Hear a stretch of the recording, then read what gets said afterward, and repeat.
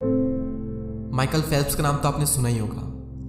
अगर नहीं भी सुना है तो सिर्फ इतना जान लो कि जहां इंडिया ने पूरे ओलंपिक की हिस्ट्री में 10 गोल्ड मेडल जीते हैं, वहीं इस अकेले इंसान ने ओलंपिक में 23 गोल्ड मेडल जीते हैं। तो ऐसा क्या किया इस इंसान ने जो कि हमारा पूरा देश मिलकर नहीं कर पाया?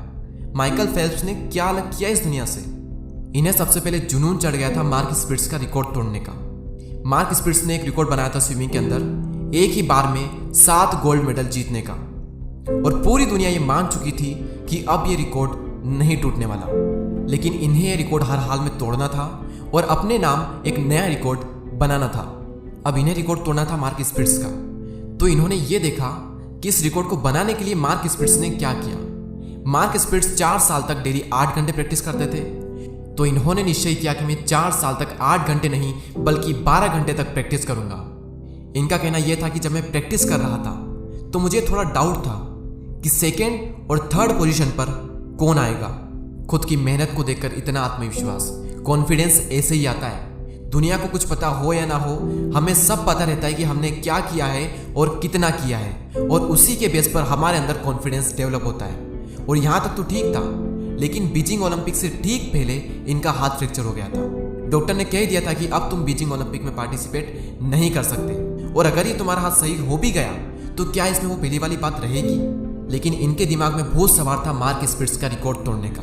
और जब इंसान के अंदर इतना जुनून होता है ना किसी भी चीज को लेकर, फिर वो इन मुसीबतों के आगे रुकता नहीं है। हाथ टूट गया था, कोई बात नहीं, इन्होंने पैरों से अपनी प्रैक्टिस स्टार्ट कर दी, और प्रैक्टिस कर करके अपने पैरों को इतना मजबूत बना लिया कि जब तक इनका हाथ सही हुआ, इनके पैरों की वजह से इनकी स्पीड्स कई गुना तक बढ़ चुकी थी।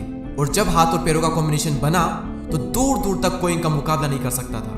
जो इंसान कुछ करना चाहता है ना, उसकी जिंदगी में बहुत मुसीबतें होती है, और जो कुछ नहीं करना चाहता उसकी जिंदगी में भी बहुत मुसीबतें होती है। बस फर्क इतना होता है कि करने वाला सॉल्यूशन ढूंढ ही लेगा, और जो नहीं करने वाला है उसे सॉल्यूशन नहीं मिलेगा। बस इतना फर्क होता है और कोई फर्क नहीं होता। इन्होंने अपनी सबसे बड़ी मुसीबत में सबसे बड़ा मौका ढूंढा, और 2008 में फाइनली इन्होंने मार्क स्पिट्स का रिकॉर्ड तोड़ दिया। और उसके बाद में 4 साल बाद 2012 में 5 गोल्ड मेडल और 2 सिल्वर फिर से जीत लिए। लेकिन उसके बाद ये कुछ गलत आदतों में पड़ गए, ड्रग्स का शिकार हो गए, जिसके चलते कई बार इन्हें जेल भी जाना पड़ा। इनका तो ये तक कहना है कि एक टाइम पर ये स्पोर्ट्समैन तक नहीं रहना चाहते थे। एक ऐसे डिप्रेशन में चले गए थे जहां पर कई दिनों तक ये एक ही जगह पर रहे और जीने की तमन्ना तक ये खो चुके थे। लेकिन फिर इन्हें अपनी गलती का एहसास हुआ और फिर इन्होंने कमबैक किया।